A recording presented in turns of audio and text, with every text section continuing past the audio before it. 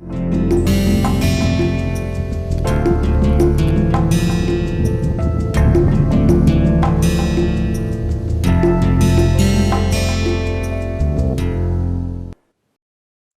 Video में हम बात करेंगे मोनोपोली पावर की, जिसे हिंदी में हम एकाधिकारी शक्ति भी कह सकते हैं।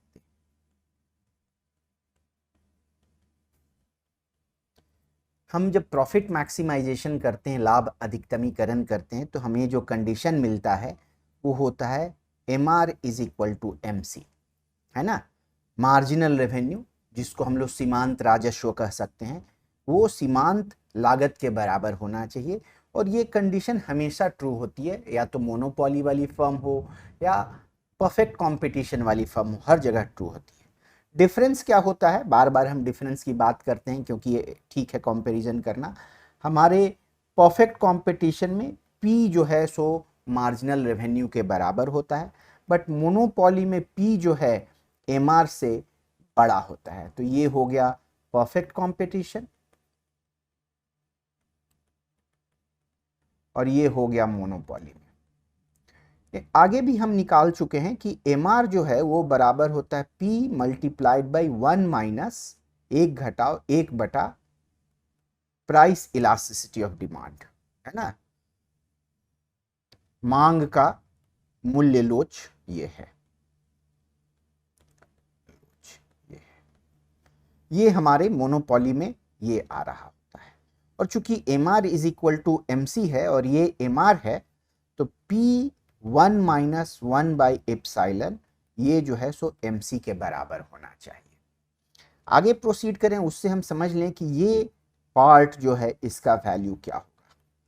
हमारा जो इलास्टिसिटी है, लोच है, वो हमेशा जो है 0 से बड़ा या इन्फिनिटी से कम होता है। और हमने पहले भी बात की थी कि 0 से बड़ा हो और 1 से कम हो तो इसको बेलोचदार लोच कहते हैं, इन इलास्टिक डिमांड कहते हैं।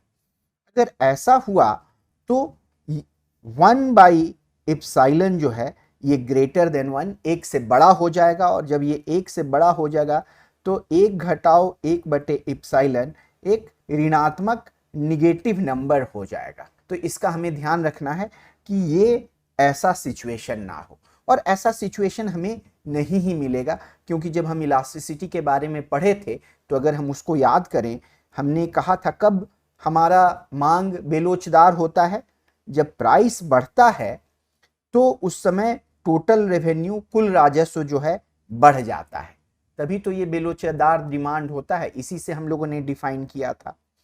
तो आप अगर प्रॉफिट को देखें, जो कि टोटल रेवेन्यू कुल राजस्व घटाओ कुल लागत है, P बढ़ा रहे हैं तो टोटल रेवेन्यू बढ़ रहा है, बट P बढ़ाने के साथ Q घट जाएगा, क्योंकि P और Q में इन्वर्स रिलेशन है।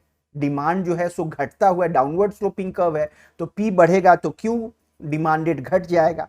तो ऐसा हो रहा है कि P बढ़ाने से टोटल रेवेन्यू बढ़ रहा है और क्वांटिटी घट रहा है, और क्वांटिटी घटने से कुल लागत भी घट जाएगा। तो बड़ा बड़ा अच्छा बात है प्रॉफिट के लिए। आप प्राइस बढ़ाते रहिए, कुल राजस्व बढ़ता जाएगा और कुल लागत घटता जाएगा। इसकी वजह से आपका लाभ जो है बढ़ता जाएगा। तो आपका लाभ अधिकतमीकरण जब बेलोचदार डिमांड है, इस केस में आपको नहीं हो सकता है, इसलिए इसकी चिंता हमें नहीं करनी है। लाभ अधिकतमीकरण कर रहे हैं तो ये हमारा 1 से बड़ा ही है और इन्फिनिटी से कम है। तो फिर से आ जाएं कि P जो है ये बराबर है, sorry, P multiplied by 1 minus 1 by epsilon बराबर है MC के, और ये टर्म जो है हमेशा 1 से कम होगा, क्योंकि अब यहाँ हम बात कर रहे हैं कि एप्सिलॉन 1 से बड़ा होगा, और एप्सिलॉन अगर 1 से बड़ा होगा तो ये 1 से छोटा होगा, और 1 से छोटी चीज को 1 से घटाएंगे तो हमें 1 से कम मिलेगा।